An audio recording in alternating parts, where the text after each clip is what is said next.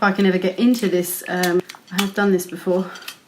Imagine if this was your first date. You can get into the bottle of champagne. You just be like tearing at it. So today we're doing Sekt appeal.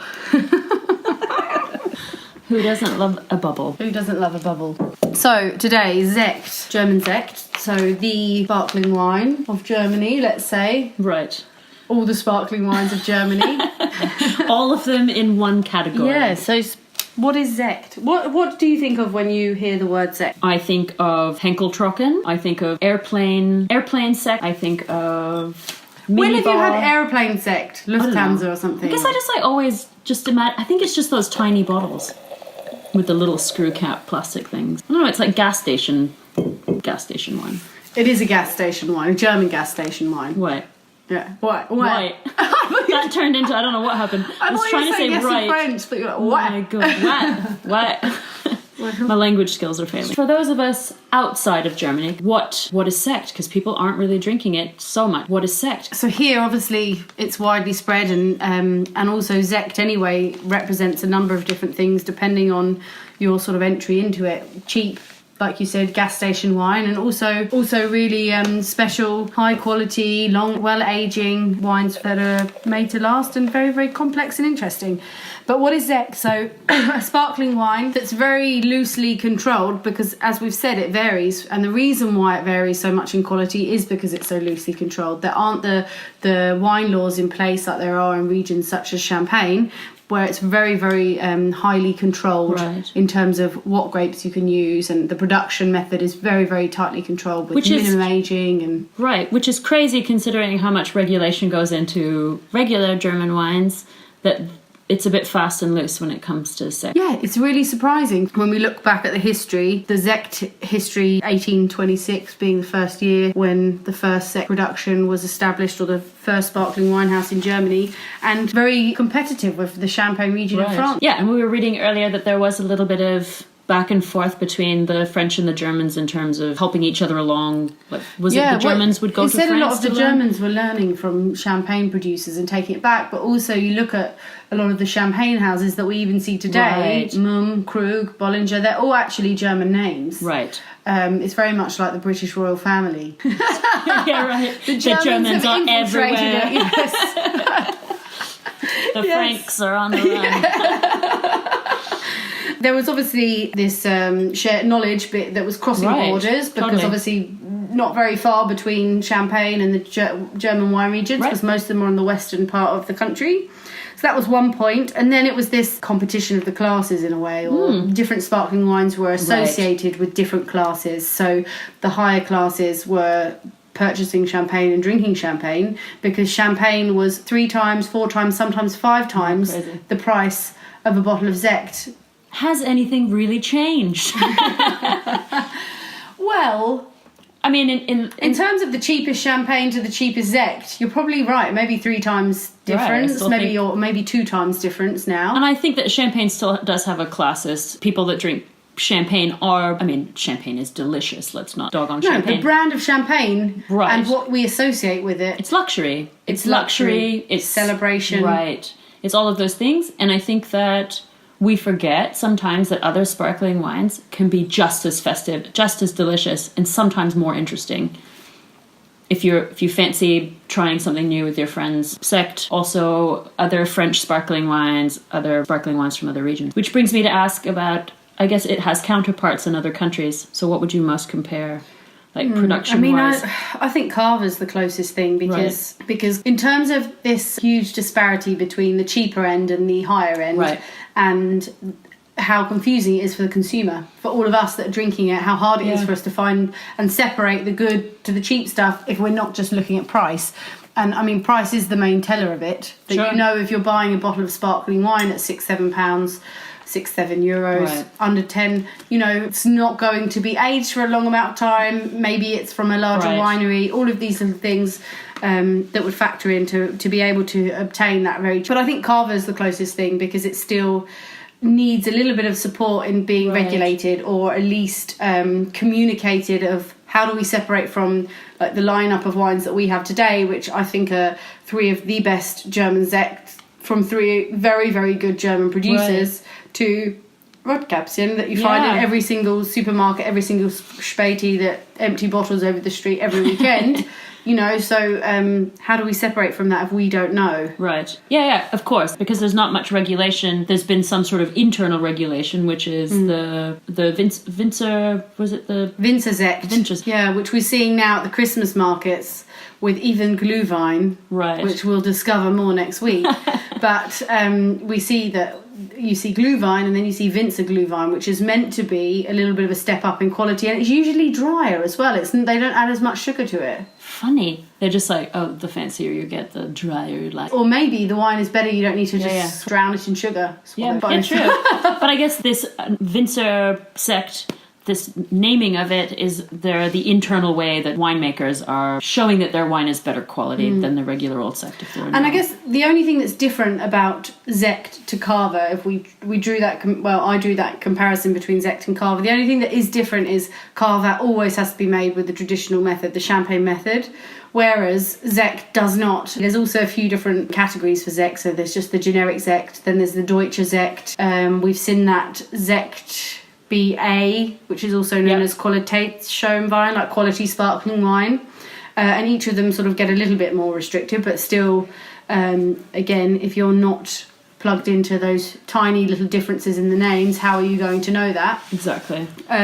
But the generic Sekt category, that can be for wines that are made in the same way that Prosecco is made, so tank method. Right. Huge big tanks filled with wine that then go under the second fermentation in the tank and then are bottled and probably released with no aging on the lees. Right away. And then when we're talking about, let's call them Winzer Sekts, the high quality Sekts that we have today, I like to call it Sekt. This is my example of what Sekt should be, the good stuff. You're like, everything else doesn't count. All of that stuff is Coca-Cola. Yeah, imposter Sekt that we've just talked about. And then this stuff is the good stuff that we're talking about. So the Sekt, BA, the Qualitätsschaumwein category, is traditional method, so champagne method, which means the second fermentation happens in bottle, right, and we leave the dead yeast cells, the lees, in contact with the wine for a period of time to give it these lovely biscuity, nutty, autolytic characters that you get with champagne. And usually these producers would do it for a minimum of 9 months. As we'll see with some of the wines we're trying today, it's a lot longer with some of them. With some of them. And then in terms of grape varieties, so I think also it's a bit looser in terms of creating sparkling wines here in Germany. Yes. The number one grape we'd find is Riesling. Of course, which is the queen of all grapes, I think. At least in this country. Yeah, at least in this country. Totally. Yeah. I think you can make a lot of delicious things with Riesling. And then the rest are the Pinot family. Make them sound like some sort of gangsters. So Pinot Noir, Pinot Gris, and Pinot Blanc. And of course... the Champagne Gang. The Champagne Gang. Oh my God, I want a t-shirt that says the Champagne Gang on it. Like, I was just looking at with pictures little cartoons of different characters for each of the grape varieties. Because I was you have to do like a mob and call it the Champagne the Gang. Bunch. Do you remember the Munch Bunch? It was like, wow, all right, off tangent. Yeah, we're waiting for that shirt now. We'll all be like, where is that? Where is the Champagne Gang shirt? Love it. Love it. I'm going to draw on with some eyeliner and a little moustache on my face for that. That's Pinot Meunier. Yes. For some reason, I feel like Pinot Meunier would definitely... Poirot. Yeah, exactly what I'm imagining, like a Poirot mustache. I could tell with the way you said it. That tone, that's like, ooh, yeah. But also, to get back on track, basically all the other grapes that grow in Germany can also be made into Sekt. Yeah. Including my love, Gewürztraminer. Yes. And it's a shame we didn't find one today. I haven't encountered a Gewürztraminer Sekt, but I'm sure it'll be monumental when I do. So, and if you're listening, if you know of a delicious Gewürztraminer Sekt, leave us a comment on the Apple comments and we'll track one down. And we'll talk about it for sure. I won't stop talking about it, you know it. Before we go on to the wines that we're about to taste, I think that's the hardest thing with this particular sparkling wine with Sekt is the challenge for the consumer. It's just so confusing to distinguish, what is that stuff that's made in bulk, because we're talking about these different categories, Sekt, Deutsche Sekt, Winzer Sekt, Qualitätsschaumwein, but look at the 3 wines that we've got here. When you actually look at the front label, which not many people are turning over the back label, they all just say Sekt on. Right. So what is separating this from the front label to Rotkäppchen? Not very much. Not much. So other than better packaging. Right, the packaging's pretty nice on all of these. Yeah, this is a lot classier than the old red foil and but I do think that if you have questions, then ask the people at the wine shop. ask what their favourite one is. And turn over to the back label. Yeah, because we'll get to it as we go through the wines, but some of them give you a little bit of extra information on the back. I think especially with these, because there is no regulation in terms of, normally you look for certain words and that tells you what's going on. So with this, with less regulation, reading the back of the bottle is going to tell you what you need to know. So we are starting, we're already drinking. Sure. Right, so we're just going to neck what we've got in our glasses. This one. There might be some burps. It's not so easy to down sparkling wine, is it? No, it's going to...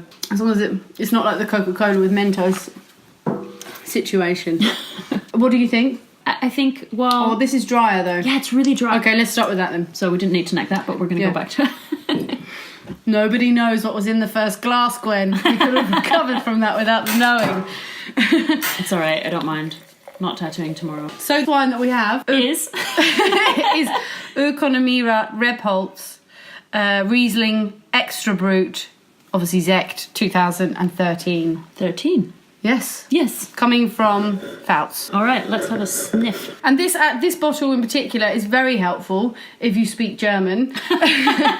Because on the front it says Traditionelle Flaschengärung, which means... Traditional method. Yeah. I'm going to be burping a lot, so I really apologise. Don't apologise to them. I'm the one sitting opposite you. And actually really nicely on the back, we have the little eco cert.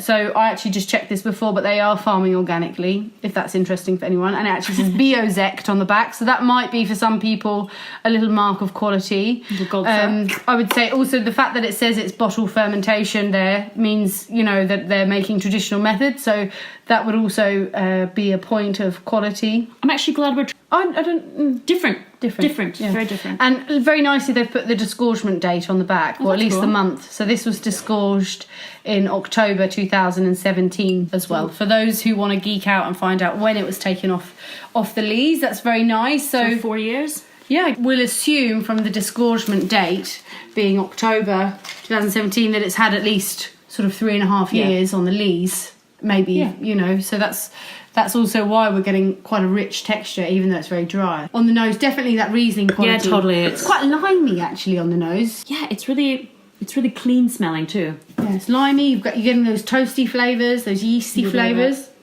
So you're getting this lovely savouriness and a little bit of earthiness coming through. It smells like Rose's lime cordial on the nose. Yeah, totally. Oh, that's... We once had to stop a guy. He's like, I'll take one of these. He took a swig of the Rose's cordial on the bar and then was like, I'll have a bottle of this. Did he realise there was no alcohol in it? He was just smashed. We actually had to call the cops on him because he said he was driving. You went to call the cops on him because he was just so hyperactive from all the sugar.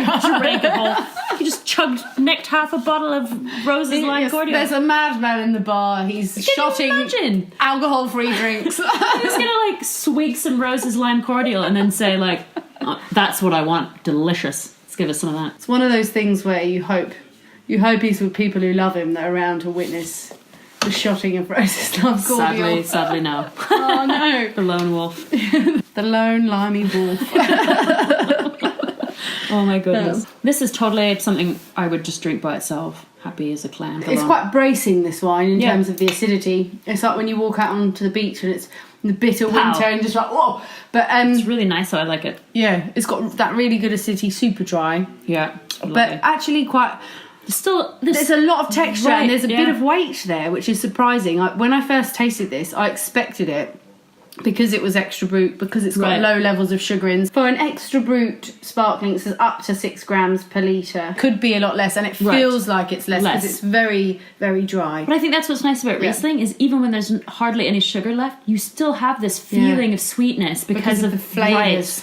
Yeah. So I think that's why it makes it so nice for sparkling wine, that you get this super dry, delicious, in your almost mouth. Exotic. Yes, exactly. Now it's been open in the glass, it's warming up a little bit as well. I'm getting more exotic flavours, and you're right. It balances out this very, very high acidity. I even get a really grapey grape, like a clean, crisp grape that you get straight out of the fridge and chomp into it. A little bit, yeah. Do you keep your grapes in the fridge? Oh, I love them cold. And it's funny, some people love their fruit cold. I know people do that with their apples as well. No, not with apples, just with grapes. There's certain fruit that's really nice, super cold. The only one I put in the fridge is prickly pear. Not gonna lie, tell you, it's not so common. It's not gonna lie. We did watch a cooking show yesterday with a prickly pear, but I've never eaten one. So. Okay. They're lovely. If anyone They're wants just a pain in the arse to peel. If you send me one, could you peel it first? Yeah. Because I don't want the little In a cactus spike. Tupperware I don't have to send back. Very, very nice. Very refreshing. You're right. But this would be great as an aperitif Totally. or with some really, really fresh food as well. Yeah, I would look at this the same way as pairing a dry Riesling that's got a bit of age on it. Right. Like sometimes we get so caught up with, oh, well, it's bubbles. Oh, you can't pair with this. But It's still a Riesling, it just happens to have bubbles. very, very nice choice. If you want to buy it here in Berlin, you can find it at Planet Wine. I'm ready for the next one. I know the sound is so good. I think I could fall asleep listening to the sound of this. It's so foamy. Meditative sounds. Totally. So the next one that we're on, 2013 Riesling Sekt Brut from Peter Jakob Kuhn. For English people, that's Peter Jacob Kuhn. Yeah. And this is from the Rheingau, actually. So different region. And very interestingly, again, this tip of looking at the back label, you see on the back actually says that it says Deutsche Sekt, so it's letting you know that it's not the generic Sekt. They're not bringing in grapes from other countries. Exactly. Everything's And grown here. traditional Flaschengärung, which is, fermentation in the bottle, the champagne method. So another little indication of quality there just on the back label. And there is a lot number, so I'm assuming you could email the estate and just let them know, and they'd probably tell you when it's disgorged because of that. But our lot number is 614.21, in case anyone wants to research the wine that we're drinking. And it's crazy because I think the smell is very different. It smells like pear drops. It's so aromatic. Oh yeah, totally. Peach, again, pear, citrus, and this very yellow pear. almost smoky note in the background that I love. You could make this into a perfume and probably sell heaps of it. The first ferment is in stainless steel with native yeast, so there's no added yeast at that point. It's 100% biodynamic. All of the fruit, the vineyards are biodynamic at Peter Jacob Kuhn. Give him a nickname now. Peter J, yeah. What up, Peter Kuhn. Peach. Yeah. Just having a bit of peach spark. I've never met him, so I don't know how old he is, so I don't know how appropriate it is to call him PJ. PJ. That's what we're calling him from now on. Until we meet him. You don't get to choose a nickname. You get given those. Yeah. Really sorry we I'm called so you PJ. sorry, Herr Kuhn. So 18 months on lees, so that's 18 months aging on those yeast cells. So and the dosage, very interestingly, is from Bieren Auslese, so really? sweet Riesling wine, It's not assuming from the necessarily- estate. Rather than just adding must unfermented grape juice. It's funny because the more and more I smell it right now, it's like smelling when you open a jar of applesauce. That like sweet. It's got this very almost like coulis, like apple coulis sort of thing. 8 grams of residual sugar, so going into the Brut category here, but at the lower end of the Brut category. So yeah, biodynamic Deutsche Sekt from PJ Kuhn. Very nice, aromatic, smoky, a little bit more bubbly than the wine before as well. The mousse is a little bit more aggressive. The wine before was very, very delicate. The beads were moving very slowly. Do you think there's a generalisation on whether sects are more or less foamy than, say, champagnes? No, I think it's the same. It depends on the alcohol volume and the viscosity. Yeah, and also like the age of the champagne and how it's how long it's aged and when it's released and how long it's been on the lees. All of these different things of just like a champagne. So this would be, I think, delicious with a cheese plate with like different jams on the side. Speaking my language, like charcuterie. This would be really delicious with that. No one talks about this enough with cheese. And I think sparkling wine with cheese is absolutely incredible. Like when everybody says to me, what is your cheese and wine pairing? I always say champagne. Yeah. Today I'm not saying that, but I think you're right. Do you know what, like a Pont l'Evêque, like a wash drying cheese or Taleggio, even something with a little bit of stink? Yeah. I also just think that there's a cleansing thing to drinking sparkling wine while you're eating cheese. The cheese is already so Well, it's fat. You're eating fat and you want acid to cut through, clean your palate. Because you want to get another cheese in there. Yeah. And I think with get another cheese in there. Hashtag get another Drink cheese Sekt, in there. get another cheese in there. That's the Sekt appeal. Yeah. But I think... Oh, that's all sorts of wrong. There's like so many ways to take that, Gwen. Oh, dear. I also think maybe there used to be a dessert at Lodenstein that I think this would work with. So that's Lodenstein is a restaurant in Berlin that does really great full-course set menus that are seasonally driven and really well executed. And they had a dessert that was like a really not very sweet, mostly it was like yogurt, sort of not too sweet meringue, and then pear, like poached pear. This would, I think, be fine with that. Their desserts tend to be quite high in acid, savoury as well, savoury desserts. I think that would actually be quite nice with something, same thing, where it's the sort of cheese course of the end. Everybody underestimates going back to sparkling at the end of the meal as well. It also like keeps your night going. Or wakes you back up. Yeah, exactly. You're not like, you've had a bunch of... Yeah, you're not in a red wine coma at the end. Yeah, or something super sweet like a dessert wine. Not everyone likes to go to the crazy sweet dessert wine. So I think going back to sparkling, and then you're ready to go out after dinner. So, what are we on to next, Gwen? Oh God, my turn to pronounce some stuff. It's our Pinot Meunier. Poirot is out. Poirot is out. Friedrich Becker. Yeah, Friedrich Becker. And we have the reserve Pinot Meunier. Who did it? Was it Freddie Becker? Was he in the spare room? It was Freddie Becker in the spare room with the laundry. Suffocated. So we have Sekt Reserve Pinot Meunier 2007 from Back in the Pfalz, is it? Back in the Pfalz. Back in the Pfalz. Lovely. But is there anything interesting on the back label of this one? Well, it's saying also Deutsche Sekt BA, so we also already know that it's up in the quality. The quality, right?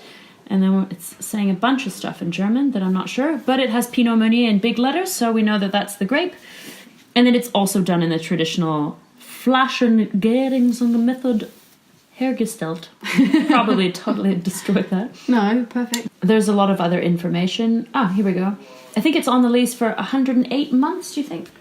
9 years. 9 years. Okay, so 108 months on the lees, Yeah, which I think means that's what it says, right? Yeah. Auf seiner feinen Hefe. On its own fine lees. yes, That's and banana. disgorged in 2000. Banana. It's disgorged in June 2017. So they actually write that on the back, which is really nice. So here we've got Deutsche Sekt written on the back. We've got the traditional method also written on the back. I think it's also saying hand disgorged there, but we'll have to double check that. I think we're back to Chinese food for me in this one. Oh, mate. I'm Branch just out on other hungry. cuisines. I don't know, have a sniff. No, I'm only joking. So obviously different grape variety and a lot older as well. Right. So we're trying something 11 years of age. Obviously when you try this, the fruit spectrum is so different. I mean, I'm not huge. I don't know how many wines I've drank that are 100% Pinot Meunier. I haven't drank too many myself that are 100%. It's very rare. I think definitely we're seeing the age of the wine and we're seeing the lees aging. It's very dominant on the nose. We're getting a lot of these yeasty, autolytic, earthier characters also coming through. It's very savoury on the nose. But you are still seeing some of the Pinot Meunier. You're seeing these red fruits that are sort of dancing around in the background. But for me, the lees aging is very dominant. And compared to the other two, which are really showing this lovely fruit, floral, very expressive still of their youthful elements. Here we're seeing a wine that's developing, we're seeing something maybe... There's a little tiny sort of medicine cabinet-ish there is a little bit, on. Here they're farming sustainably, but not certified. It's funny how I love the Friedrich Becker wines. They're really, really good. It's so funny how the initial... I think maybe there was just too much of everything else going on in my glass. Here on the palate, the shape is so much different. Totally. It's rounder. It's a lot rounder. It's totally not what I first imagined from the first smell. Also a lot more honeyed. I think as well, when you smell it, you smell a lot more of these yeasty characters. And on the palate you get that as well, but you get more of these lovely honeyed, creamy, sort of fruit coulis thing going on. It also definitely has a much longer finish than the others. I think it really sticks around. This is one of my favourite Sekts. We do this by the glass at the Michelbow, actually. Yeah, very nice. I also, there's a little bitter note also at the end, like a raw almond or something. This, like a raw nut. You know what? If you were thinking about Chinese food, little duck hoisin sauce pancakes. This is the wine for that. Totally. That's definitely something I love. Get your little half duck. What do they call that dish? Is it hoisin duck or do they call it Peking duck? Peking duck. Peking duck with pancakes. Oh, in Amsterdam on the boat. I think also when we're pairing sparkling wines, back on what I said before, of when we're trying these sparkling wines at 100% Riesling, think about it a little bit like how you would pair Riesling. Also with the wines that are made from red grapes, they still have the structure there. Of the red grape. Not in the same way, because obviously we don't have the tannins, but, so many times, like I pair Blanc de Noir, which this is, a Blanc de Noir, a white cheddar. red. Like a sharp cheddar. Or meat. This actually would work really well with certain meat dishes. This also with terrine or I was thinking like rich, light meats, like pork. Not necessarily pork, but something. Yeah, pork would work. Quail, poussin. Yeah, the sort of like in between meats that aren't quite white, aren't quite red. What was your favourite out of the 3 wines? I mean, I think they're all pretty different, actually. But I think if I were to, I don't know. I think this is a really hard pick because I really like this. This particular one we're drinking right now, I think, is a little more complex. Maybe it gives me a little more pause for thought. I definitely think the first one, I could easily just smash that bottle with friends sitting at the table with no food. Smashable Sekt. Totally. And I think the other one would also fit into my brunch bubble category, where I think it would also work afternoon wine. So I think it's a Sekt for every occasion. Well, we all like different types of Sekt. Yeah, don't we? But I don't different know. types of Sekt for different moods. But don't you agree? Days. I think I'd be hard pressed to pick an actual favourite because I think each of them shines in a different way. Yeah, I mean, I'll stop making jokes. PJ Kuhn, as we've called him, Peter. I feel guilty as soon as I say that, and I'm too English. Sorry, Mr. Kuhn. I know the English thing. The English emotional response takes over after a while. Anyway, so that would be my intro to high quality Sekt for everybody, because I think it would appeal to a broader audience. Absolutely. It represents quality. It's very interesting to try a wine that's also young and developing at the same time. It's delicious and it smells good, and I think it's right level of sugar to engage people. Yes, exactly. I agree. I think Ökonomierat. There you are, I'm doing it. Ökonomierat, Rebholz, Riesling. You can hear how natural that rolls off the tongue. I mean, that actually would be my sommelier wine for someone who wants to sort of tune in and try something. Maybe it's not that it's more challenging, but it's a little bit more unusual for some people's palates because it's so dry. That would be for them. And also, like, if I was out and let's say we were having a big meal and just something to really freshen things up at the beginning, something with oysters, something like that. And then to finish, that's like the ponderer. The Friedrich Becker Pinot Meunier 07. There's something very pleasing and satisfying and very interesting about trying a developed sparkling. I also think there's something like the more you drink it, the more you're curious about it. Yeah. It's like the dark, handsome man at the bar that's like not dancing and maybe standing by himself. You want to know a little bit more about it. Yeah. And really, he just can't dance. That's the truth. Cool. Well, I think this wine might be able to. I mean, it's lovely. I'd like to tango with him. That's all for today. Hopefully that's given everybody an insight into Sekt.